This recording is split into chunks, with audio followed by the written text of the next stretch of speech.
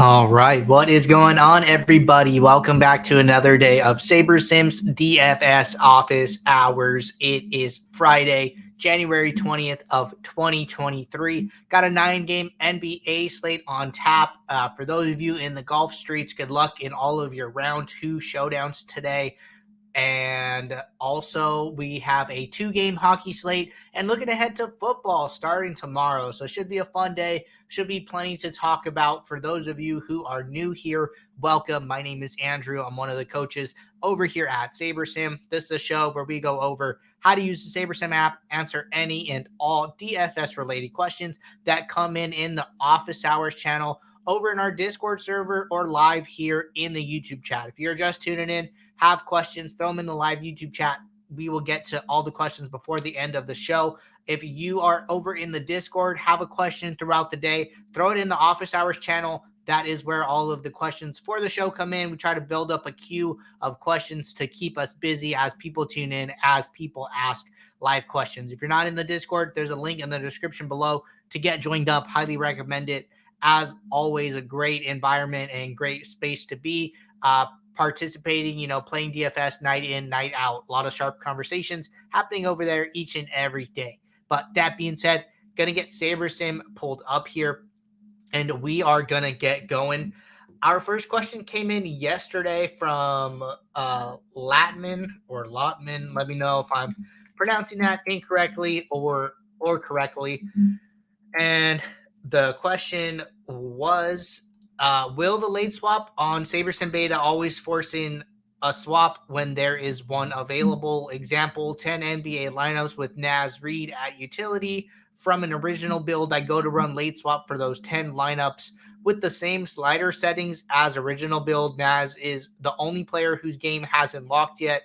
Will the beta late swap builder swap out Naz from utility in all 10 simply because he's available to be swapped? Or is it possible that the late swap build just comes back with the same 10 lineups, saying that I am already playing the best 10 lineups in the pool? Okay, so this is a good question, right?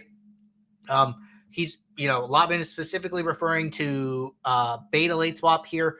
I think this is just a good late swap question in general.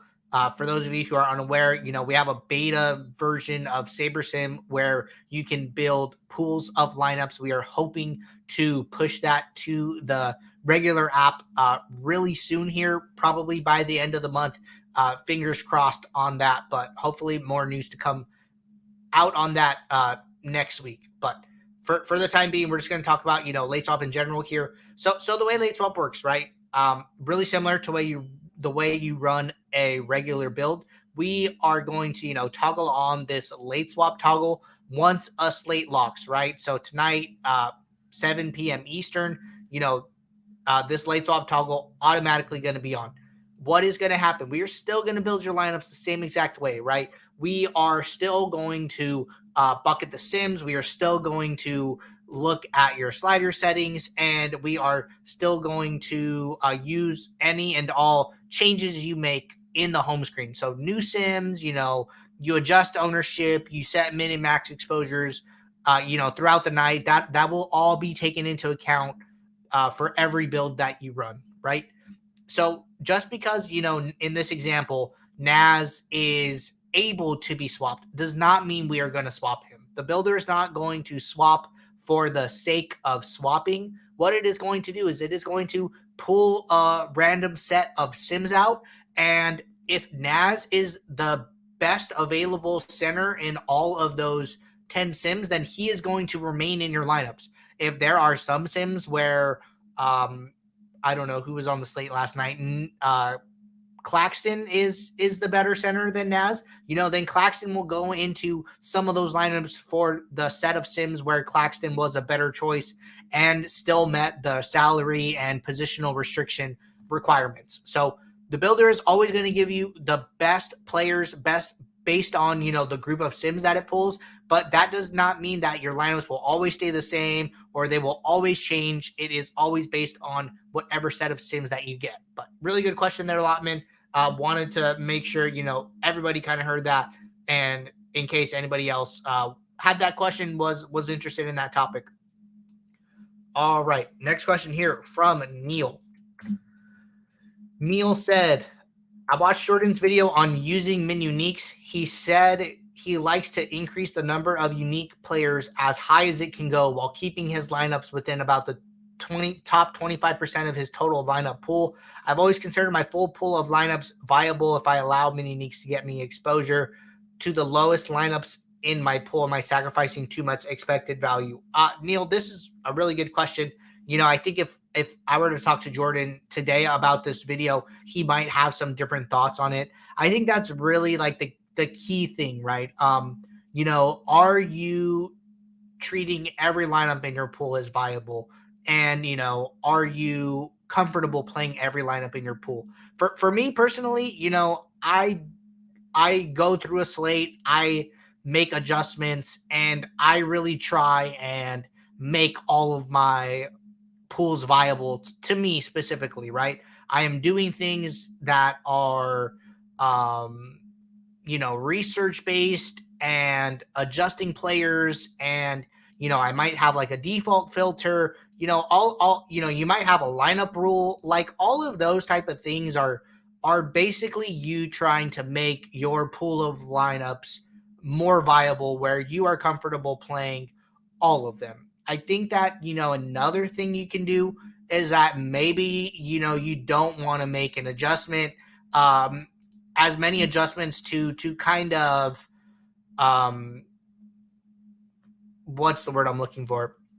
Keep the sanctity of the Sims, right? That was a concept that we talked about in a Behind the Sims episode, trying to do as little as possible with rules and stack types and stuff to kind of preserve that pool, right? I think that you could do some of that in the post build and then treat the remaining lineups as viable, right? So for instance, maybe there's a projected score threshold that you care about, right?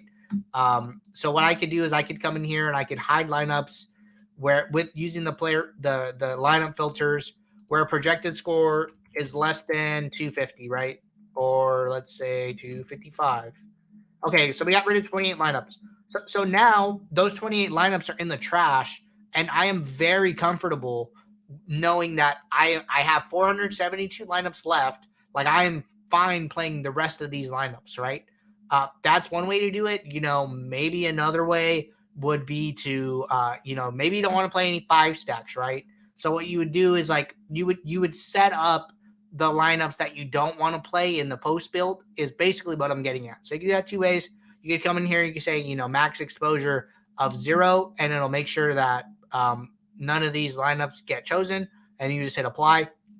Or the other option, you get this magnifying glass, and then if you want to see these lineups in the trash, you could do that. So what I would do is I would hit this magnifying glass, and I'm pretty sure you should be able to do this. Remove filtered lineups. Are you sure you want to remove 8 lineups that are currently filtered? I think yes. Okay, yeah. So then what it did is it put those lineups in the trash. So then now that gets rid of 8 more lineups from my pool, right? So then at some point, you should be able to say like, okay, I've made the adjustments to the things that I care about. Wow, looks like we have a Golden State value slate today. I haven't even looked. I'm assuming Curry's out, Kaminga's out.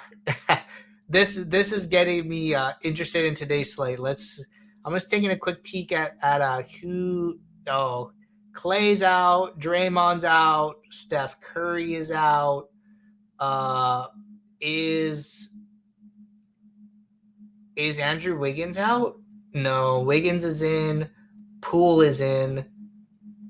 Oh no, Wiggins is out too. Wow. So it's literally a Jordan Poole, Jonathan Kuminga slate. Jonathan Kuminga back off injury. Should be one of those Warrior slates, but nevertheless, it's totally fine. So here, getting back to what we were talking about, we've moved the lineups that we don't want to the trash. Now I should be comfortable adjusting my min uniques as high as I can go, knowing that all of my lineups in my pool are safe. So I think using lineup filters is a way to do it if you are not somebody doing a lot of research, but have like some final thoughts on lineup aggregate rules or things like that. Maybe like some ownership type rules. Or you could be somebody who really try and, maximize the number of available lineups like that you do not have to trash and do everything in the home screen. I think both ways are viable. I think that, we've had a lot of conversations with Matt and with Andy and, just among the team about, lineup pool viability and things like that. So I think Jordan would probably change his mind a little bit on the 25% threshold for min uniques. So I'm going to talk to him about that. But good question, Neil. Always worth covering. Appreciate you guys, bringing these things up. All right, question here from Fern Dog. And Fern Dog said, "Hey, Andrew, I had a pool of 1,500 lineups. I had 3 min uniques that left me with about 100 lineups. Then I did unique random to fill. But when I saw one of my best lineups, I noticed it came from my 1,500 lineup and not the 100 I had left after min uniques. I thought when I did min uniques, this is where unique random would get my lineup to fill, not from all 1,500. What am I missing here?" Okay, so interesting question here. So let's say that, I'm gonna build a 1,500 pool like we talked about. So gonna do 1,500 lineups here. Gonna do a lineup pool of 150. So what happens, I'm actually kind of surprised you ran out of uniques here. Maybe you were playing like golf or something and this happened, probably less unlikely to happen in a sport like NBA, but nevertheless, we can talk about this. So let's say, you're building 150 lineups. You have, 150 max that you're playing, maybe like the mini max or something like that. If you increase your mini uniques so high that you start to run out of available lineups, what will happen? And this is my understanding. So I only have 143 lineups that meet this min unique 5 threshold. What we will do is we will duplicate 7 lineups out of this 143 in your set of 150. So if you go to the fill entries and, you had 150 max contest in here, what we would do is we would fill all 143 and then we would use the same set of 143 and then put 7 more lineups from that set basically as duplicates. So you would have, 14 duplicate lineups total in that 150 set.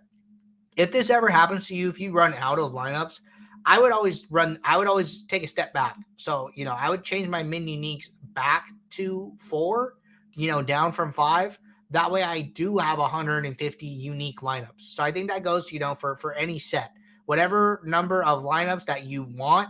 If you cannot get it with the min unique threshold, I would always turn it down 1 to make sure that you are not duplicating within a contest. I think that is like something you do not want to do. So, sorry, I got sidetracked by a message that just came in. But yeah, so I would always walk that back. Frankly, I don't know for sure what happens when you fill when you don't have enough entries here.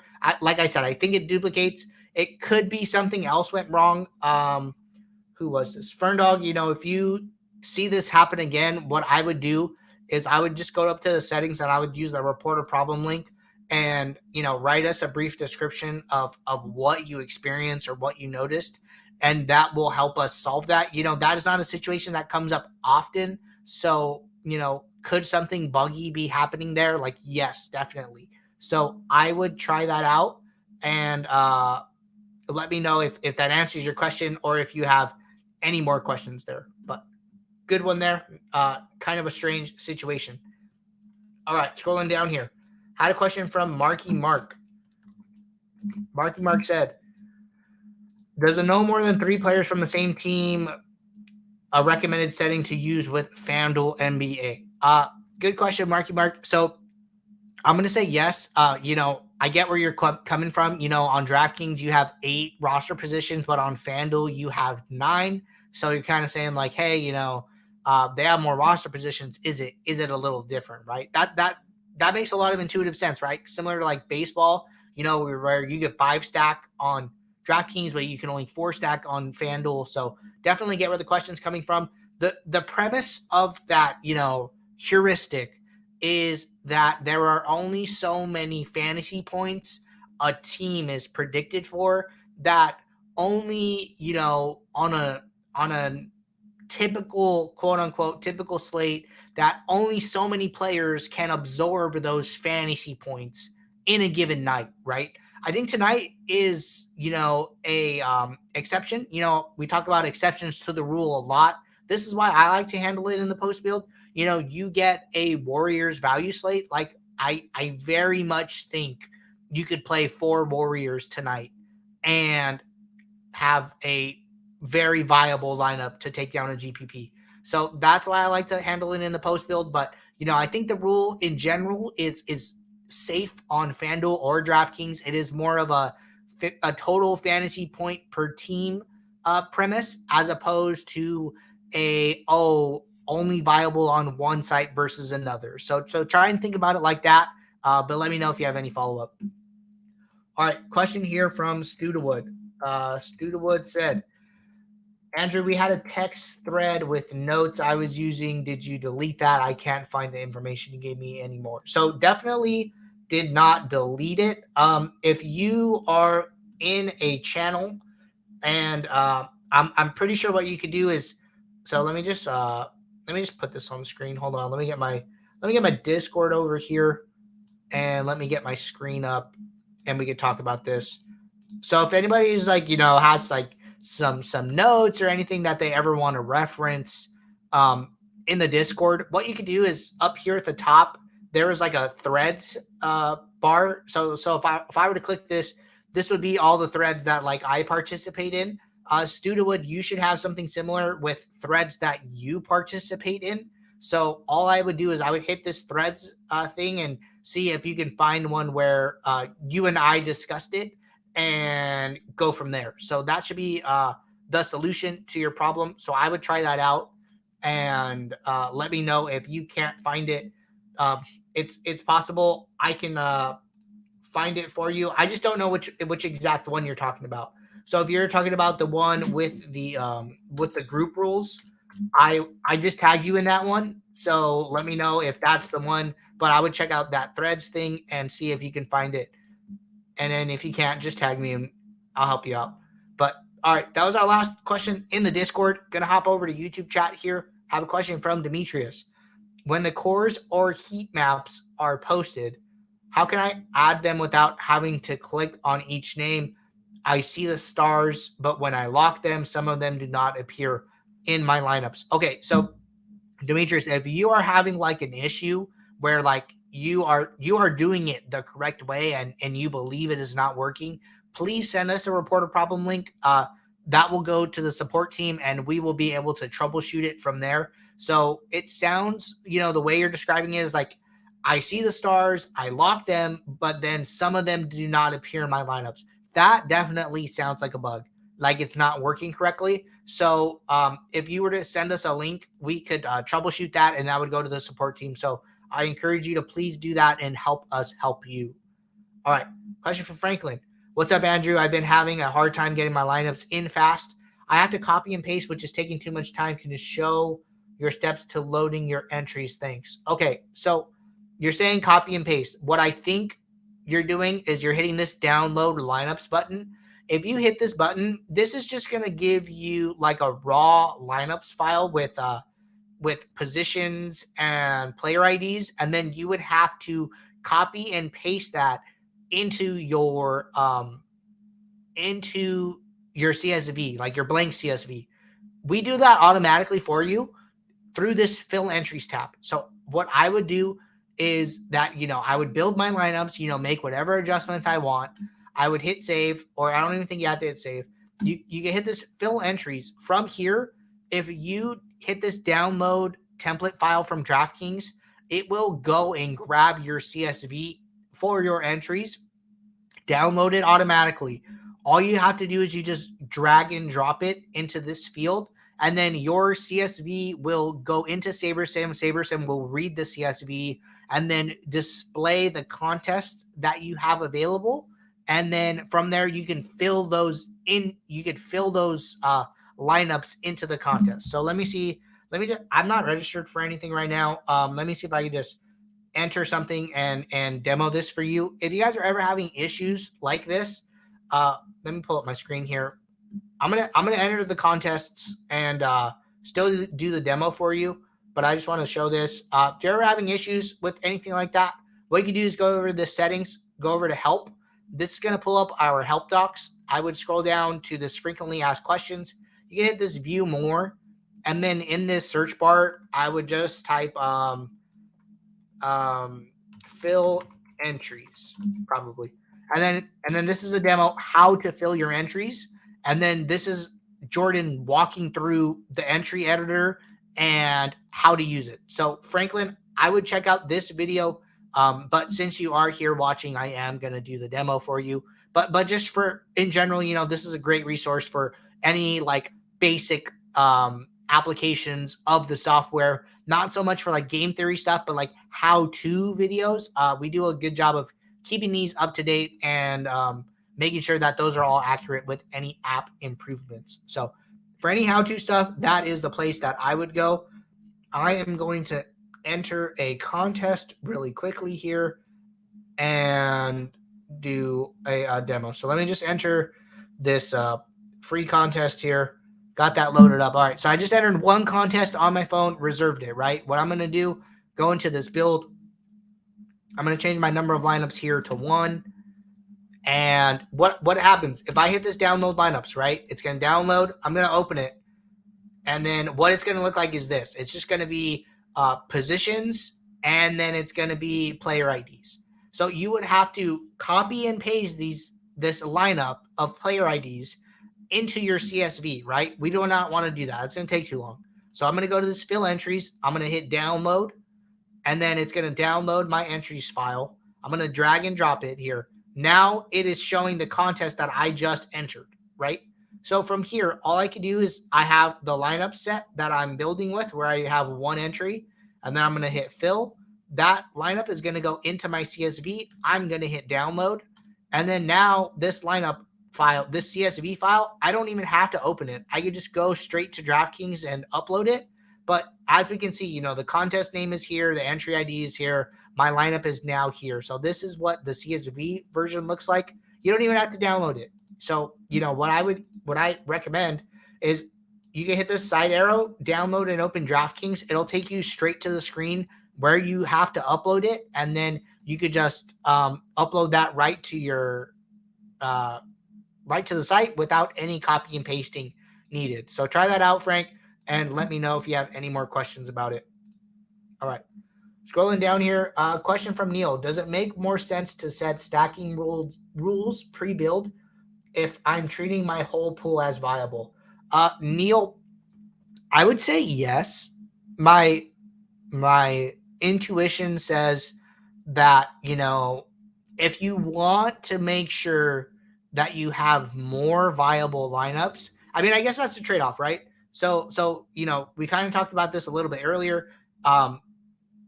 There's two ways to do it, right? There's one, no stacking rules, keeping the sanctity of the sims as pure as possible, and handling that in the post build by putting lineups in the trash, by zeroing out exposures, by using lineup filters. Or there's option 2, where it's, let me set all of my requirements in the pre-build. That way I know every lineup in the post build is exactly meets my criteria, my personal, lineup criteria. And now I have more available lineups. So you are maximizing the number of lineups in your pool with that strategy. But with the former strategy, you are maximizing the sanctity of the sims. So definitely like a trade-off there. I would, kind of contemplate that and determine what matters most to you. But that is definitely like a personal decision and something that needs to be handled, on like a user specific basis. I don't think there's a right or a wrong answer to that. I think that, both options are fine. And, I would leave that decision up to you. But really good question, Neil. All right. That was our last question in the Discord and in the YouTube chat. If anybody has any final questions, now is a great time to get them in ahead of the weekend. Yep, got a question right here. Hi, Andrew. I just signed up yesterday. Welcome, and glad you were able to find the show. Is there a tutorial on how to use the tool for NBA? Yeah, so we have a lot of really good content over on our YouTube channel. What I would suggest is go over to YouTube, and then you can just search SaberSim. This is what our channel looks like. What I would do is a couple things. You know, we always recommend this profit plan video. Start winning more with our DFS profit plan. It's a guide to contest selection, a really good guide. And then if you could scroll down here, how to beat NBA DFS. I think that, you know, these are two really good videos. This one over here on the right, Jordan and I just released a little over a week ago. And then this one was from the beginning of the season. We had High Stakes Pro Max Steinberg on talking NBA DFS strategy. Where a lot of questions was a long stream. I think these are two great starting points. If you are looking for more content beyond that, you are a content junkie, come into the search bar and just type in NBA. And, you know, we're going to have a lot of segments on NBA in here where you can watch, you know, all of this stuff. All of these videos are recent, you know, different office hours videos that we've done over the past, you know, couple of months or so. But check all these videos out, you know, watch what you like, watch what, you know, don't watch what you don't like. If you're going to like the DFS Q&A or like the office hours type stuff, if you click into these, we have timestamps for each and every topic discussed here. So if you only want to listen to NBA late swap, you can come and hit this hyperlink and save yourself some time, right?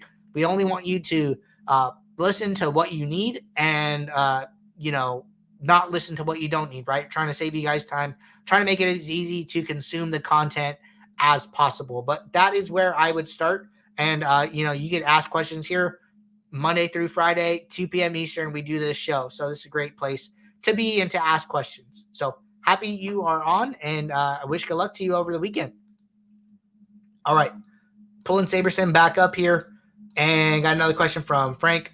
Frank said, if I wanted to stack the Atlanta game with 5 players with like 20% of my lineups, is that possible, or will the whole 150 be a Atlanta stack?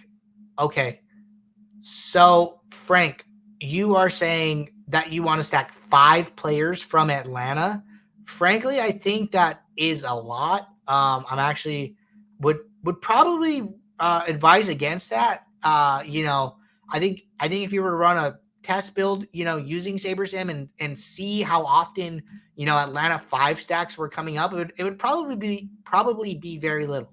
So, you know, like as an example, we're going to decrease our mini leagues to 1 here. We are going to open this up to the entire pool. And, you know, I think this is just a great way to kind of judge your takes in general. You know, look at an entire pool on like a test build setting, and then go to team stacks, go to 5 stacks.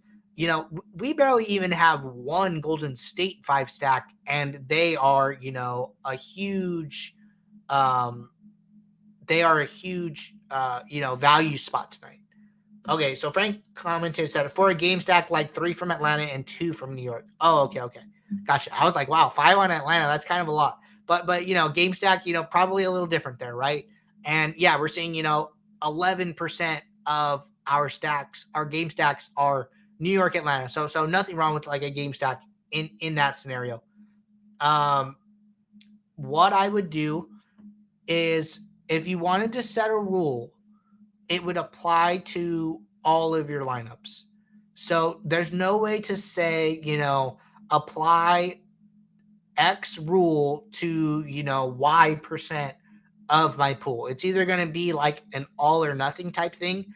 Frankly, if I wanted to do this, what I would probably do is I would probably just increase the team totals here, like of both teams, you know, just I'm just doing this like kind of right off the rip here. Increase the team totals by like a certain amount of points each. Yeah, I just want to check, make sure I'm not messing that up. So I'm just going to increase each team total by like 10 points here. that'll give a big boost to those players. We saw that they were in 11% in the last build that we ran. I'm going to run it again here and see how much they're coming up. I think this is probably the best way to increase the likelihood of like them being in some of your pool, but not all of your pool. And then you could kind of dial it in from there, right? So we have a 10-point increase to both teams. Our game stacks went up to 40%, but the pool is about 33%. So from there, I think that you could probably find, a 20% or put a max exposure of 20% game stack, and then adjust, still be able to get, 80% other good lineups, right?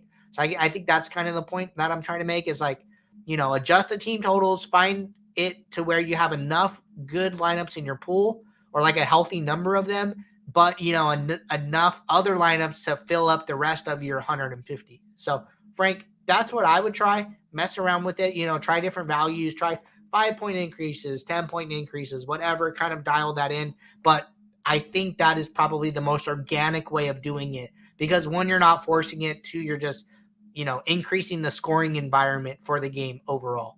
So Frank said, thanks. Happy to work through that one. Sometimes you guys come at me with questions I have not thought about and we got to figure them out on the fly, but good one there. So, all right, everybody. Those were our last two questions.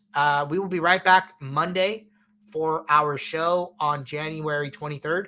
Wish you guys good luck over the weekend. If you guys are not signed up with SaberSim, there's a link to a 7-day, no strings attached free trial. Give us a shot over the weekend, plenty of DFS to play, and get your questions answered here on Monday. So until then, I will see you all.